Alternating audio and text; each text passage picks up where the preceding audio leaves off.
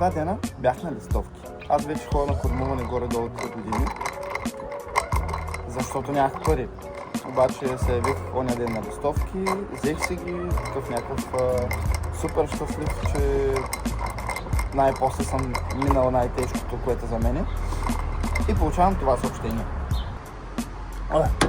И аз тък му се зарадвам, нали, взел съм си листовките, вече един проблем ми е паднал в главата и се получава това. Но няма проблем, аз и без това иска да се изнасям с един мой приятел, ще го видите малко по-късно. И с нощ се видяхме, разгледахме няколко квартири, харесахме си и днеска ще звъним да питаме за огледи. Времето е малко екстремна ситуация. But it is what it is.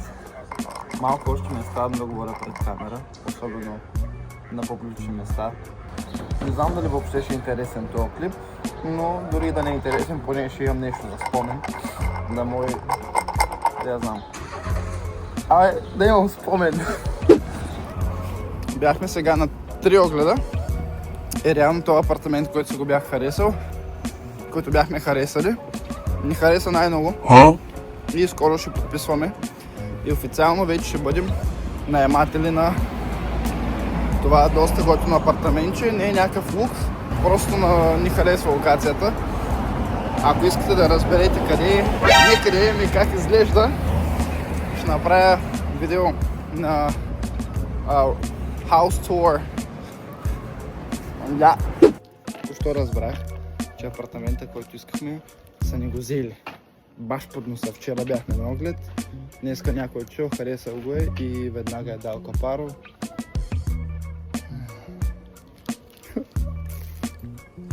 Ми сега просто пак ще трябва да търся. Ох, как се стъжна. Сега пак ще трябва да търся. Не знам. Привет. Днеска същата брокерка ми се обади. Каза, че има още няколко апартамента, които не са ни били показани. Така че към 4 часа отиваме на още огледи. Аз каза, почва да ми писва. Минаха около 3-4 дена, откакто нищо не съм снимал. Обаче има неща, които се случиха. Намерихме друг апартамент с 200 лева отгоре, обаче успяхме да смъкнем, в смисъл да махнем 150. Вече е решено, днеска е четвъртък, в неделя ще се подписва. И да, мисля, че вече може да се каже, че сме готови. Просто трябва да подпишем и да платим. Брокерката се оказа някаква супер нахална. И да кажем, че 60% от работа ние свършихме с Филип и накрая ние трябва да й дадем едни пари, които въобще не са малко и които в последния момент се разбраха, че са повече от договореното, но вече ме се просто искам да се изнеса, а и няма време.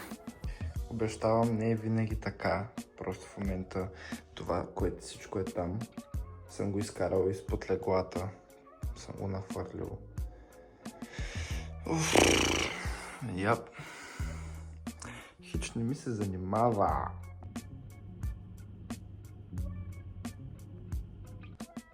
Добро утро. Вече 1 часа и сега започвам да си събирам нещата. Хич не ми се занимава. Обаче трябва, защото се местим буквално други ден. Да направя ли малък монтаж? Ай, ще направя. Step in the building, Bible on me, 1, 2, 3, you know we deep. Till like Moses splitting the sea, we walk in the church, I ain't paying the fee. I make time for God, He make time for me. Matthew 18, 20, you said when we come in your name, we coming in.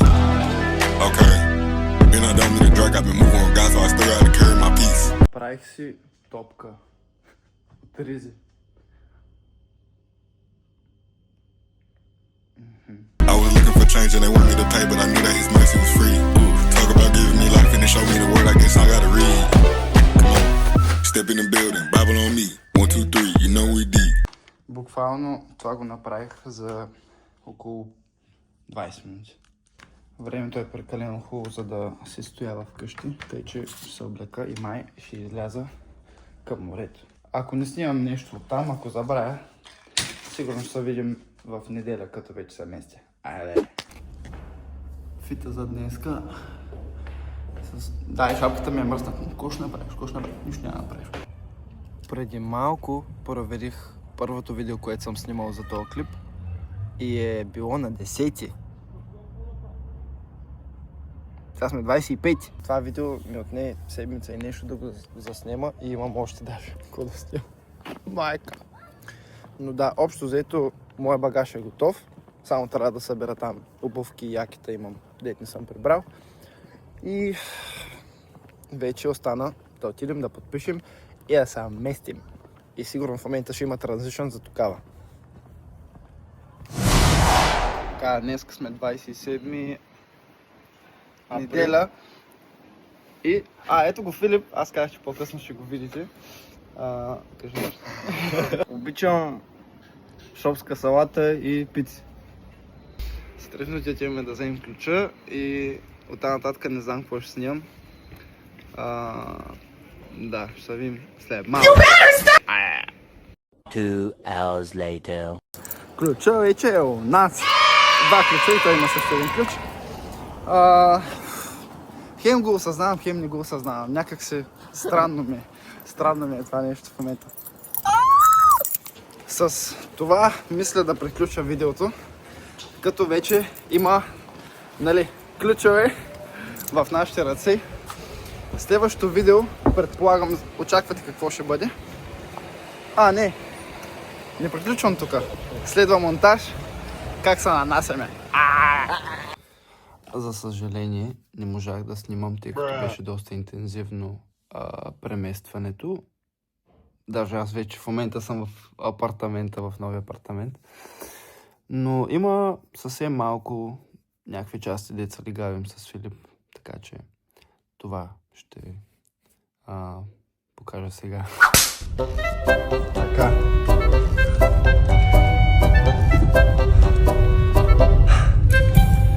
Товаря от 6 часа, сега е 9. Филип се присъедини малко по-късно, защото трябваше да махна на нашите първо нещата. И след това моите... Help me! Сега трябва да го разтоварим, после да се върнем има още малко. И утре сигурно неговите... Но... Не можах да снимам самото сваляне на такова, защото беше лудница, бяхме много хора.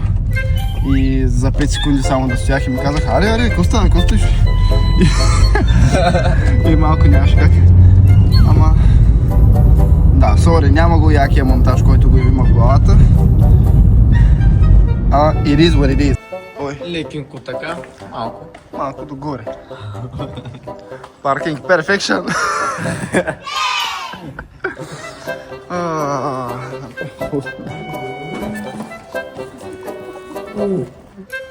Кърпичките паднаха.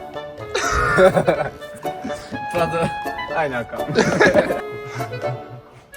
Опитваме да се съберем багажа.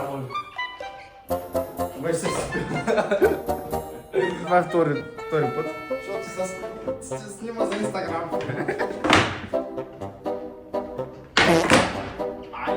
Айде! Казвам си едно с Богом с апартамента.